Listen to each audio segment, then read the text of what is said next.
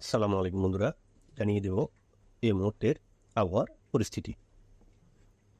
প্রথমেই দেখিয়ে দিই যে বর্তমান আকাশের মেঘের কী অবস্থা রয়েছে। বর্তমানে দেখা যাচ্ছে যে বাংলাদেশের উত্তরাঞ্চল এছাড়া পূর্বাঞ্চল এবং দক্ষিণাঞ্চলে বেশ ভালো মেঘ রয়েছে।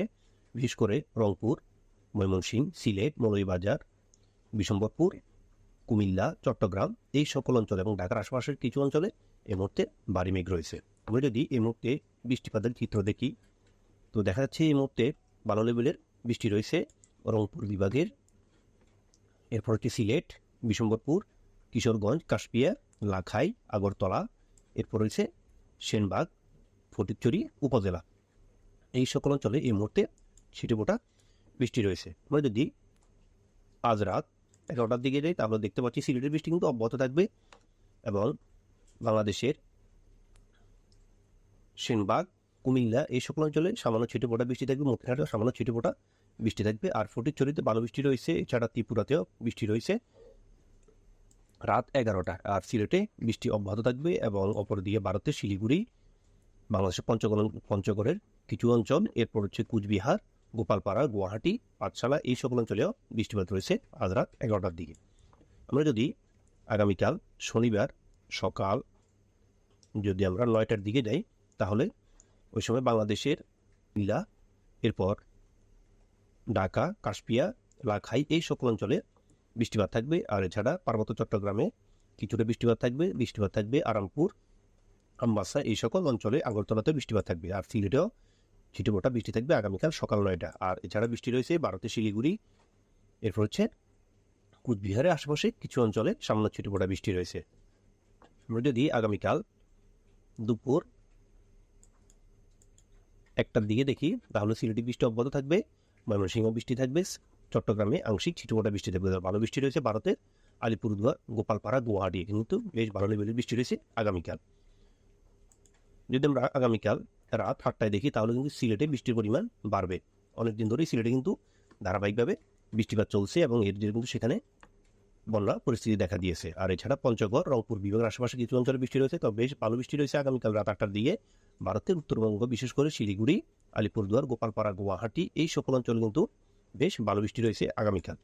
আমরা যদি আগামীকাল রাত 11টার দিকে দেখি তাহলে সিলেটের বৃষ্টি কিছুটা কমবে, এরপরে বাংলাদেশের চট্টগ্রাম বা সেনবাগ, কুমিল্লার আশেপাশে কিছু অঞ্চলে সামান্য বৃষ্টিপাত থাকবে, ময়মনসিংহে বৃষ্টিপাত থাকবে, আর বাংলাদেশের রংপুর, পঞ্চগড় এই সকল অঞ্চলে বৃষ্টিপাত থাকবে, তবে ভালো বৃষ্টি তাও অব্যাহত থাকবে আলিপুরদুয়ার, গোপালপাড়া, গুয়াহাটি, শিলিগুড়ি এই সকল অঞ্চলে ভালো লেভেলের বৃষ্টি রয়েছে। আমরা যদি আগামী 9 তারিখে বৃষ্টি দেখি, আগামী 9 তারিখে বাংলাদেশে উত্তরাঞ্চলে বৃষ্টি রয়েছে আর সিলেটে বৃষ্টি রয়েছে। আমরা যদি 10 তারিখে দেখি, 10 তারিখেও সিলেটে বৃষ্টি অব্যাহত থাকবে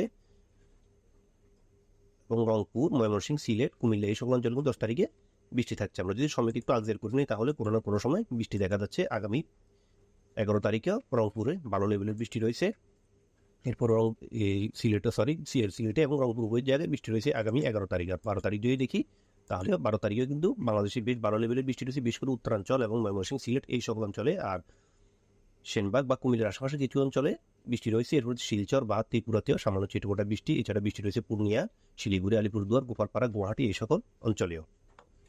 এ পর্যায়ে আমরা দেখে নিই যে আগামী দিনগুলোতে মোট বৃষ্টিপাতের পরিমাণ কেমন থাকবে। আগামী 12 ঘন্টা হিসেব করলে দেখা যাচ্ছে যে বাংলাদেশের কালাই, এরপর হচ্ছে শৈলকুপা এই সকল অঞ্চলে বৃষ্টিপাত রয়েছে, ময়মনসিংহে বৃষ্টিপাত থাকবে, মৌলভীবাজারে বৃষ্টি রয়েছে আগামী 12 ঘন্টায়। এরপর হচ্ছে বাংলাদেশের পার্বত্য চট্টগ্রাম অঞ্চলে রয়েছে কিছুটা, এরপর কুমিল্লা এবং সেনবাগের আশেপাশে কিছু অঞ্চলে বৃষ্টিপাত রয়েছে। যদি 24 ঘন্টা হিসেব করি তাহলে 24 ঘন্টা দেখলে আমরা দেখতে পাচ্ছি সিলেটে বৃষ্টির পরিমাণ বাড়বে, এছাড়া খুলনা, কুমিল্লা, চট্টগ্রাম এবং পার্বত্য চট্টগ্রামে বৃষ্টি রয়েছে, কালাই, এরপর রংপুরের আশেপাশে কিছু অঞ্চলে বৃষ্টি রয়েছে। আর বৃষ্টি রয়েছে শিলিগুড়ি, আলিপুরদুয়ার, গোপালপাড়া, গুয়াহাটি এই সকল অঞ্চলে, ভারতের ত্রিপুরা এবং শিলচরেও বৃষ্টি থাকবে আগামী 24 ঘন্টা।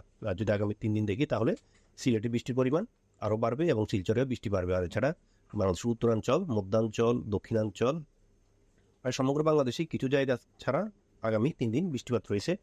আর শিলিগুড়ি, আলিপুরদুয়ার, গোপালপাড়া, গুয়াহাটিতেও বেশ ভালো পরিমাণ বৃষ্টি রয়েছে আগামী 3 দিন। আর আগামী 5 দিন হিসেব করলে তাও বৃষ্টির পরিমাণ উত্তরাঞ্চল বাংলাদেশের সিলেট অঞ্চলে অনেকটাই বাড়বে। তবে বৃষ্টি শূন্য রয়েছে ভারতের পশ্চিমবঙ্গ, যেখানে বৃষ্টির পরিমাণ একেবারেই কম। এ পর্যায়ে আমরা দেখে নিব যে এই মুহূর্তের তাপমাত্রা কীরকম রয়েছে। এই মুহূর্তে দেখা যাচ্ছে যে রংপুর বিভাগে রয়েছে 25 ডিগ্রি, কালাইতে 27 ডিগ্রি, ময়মনসিংহ 26, সিলেটে 25, ঢাকাতে 29, কুমিল্লা 28, চট্টগ্রাম 26, খুলনাতে 29, বরিশালে 29, মেহেরপুর 29, রাজশাহীতে 29 ডিগ্রি হচ্ছে ভারতের, মালদাতে 28 ডিগ্রি, পূর্ণিয়া 27, ভাগলপুর 28, দেওঘরে 29, ধানবাদ 29, জামশেদপুর 29, খড়গপুর 28 এবং কলকাতাতে 29 ডিগ্রি তাপমাত্রা রয়েছে এই মুহূর্তে। আর এছাড়া শিলিগুড়ি, আলিপুরদুয়ার এই জায়গায় 24-25 করে রয়েছে, গোপালপাড়া, গুয়াহাটি এই দুই জায়গায় 25, শিলংয়ে 21, শিলচরে 25, অর্থাৎ এই সকল অঞ্চলে বেশ ভালো লেভেলের বৃষ্টি হচ্ছে আজকে কয়েকদিন যাবত, যার কারণে এখানে তাপমাত্রা অনেকটাই কম রয়েছে এই মুহূর্তে। এখন আমরা দেখে নেই যে বঙ্গোপসাগরে যে নিম্নচাপটি তৈরি হবে সেটি বিষয় সম্পর্কে।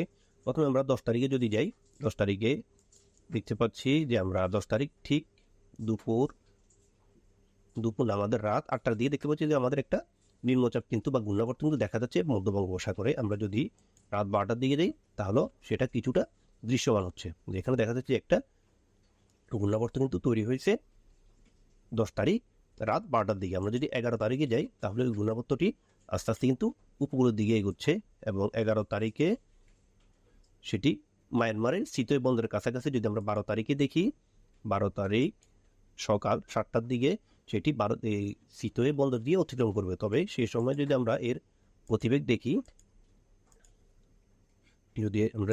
দেখি, তাহলে দেখা যাচ্ছে যে 46, 47, 48,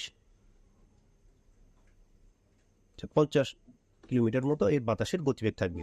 তখনও কিন্তু এটি ঘূর্ণিঝড়ে রূপান্তর হয়নি, কারণ ঘূর্ণিঝড়ে রূপান্তর হতে হলে বাতাসের গতিবেগ কমপক্ষে 63 কিলোমিটার হতে হয়। আর যদি আমরা বায়ুর ঝাপটা দেখি, বায়ুর ঝাপটা সহ এর গতিবেগ দাঁড়ায় তখন 65, 61, 63, 57, প্রায় 69-70 মতো এর বায়ুর ঝাপটা সহ বাতাসের গতিবেগ থাকবে।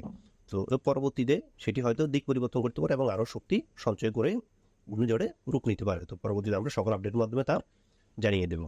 তো এখন দেখে নিই যে বাংলাদেশে এবং ভারতের কোন কোন অঞ্চলে তাপদাহ চলছে। বিশেষ করে খুলনা, বরিশাল, কুমিল্লা, চট্টগ্রাম এই সকল অঞ্চলে কিন্তু তাপদাহ চলছে, যেহেতু এখানে বৃষ্টিপাতের পরিমাণ কম হচ্ছে। আর এছাড়া ভারতের পশ্চিমবঙ্গ, ধানবাদ, জামশেদপুর, রাঁচি, দেওঘর, ভাগলপুর, পূর্ণিয়া, মালদা এই সকল অঞ্চলেও বর্তমানে খরা বা তাপদাহ চলছে। আর মধ্য বাংলাদেশ মোটামুটি পরিষ্কার। আর এখানে রংপুর বা পঞ্চগড় আশেপাশে কিছু অঞ্চলে যেখানে বৃষ্টিপাত কম হচ্ছে সেখানেও খরার প্রবণতা দেখা দিয়েছে। তো আজকে আমাদের আবহাওয়ার আপডেট অতটুকুই ছিল। আল্লাহ হাফেজ, আসসালামু আলাইকুম।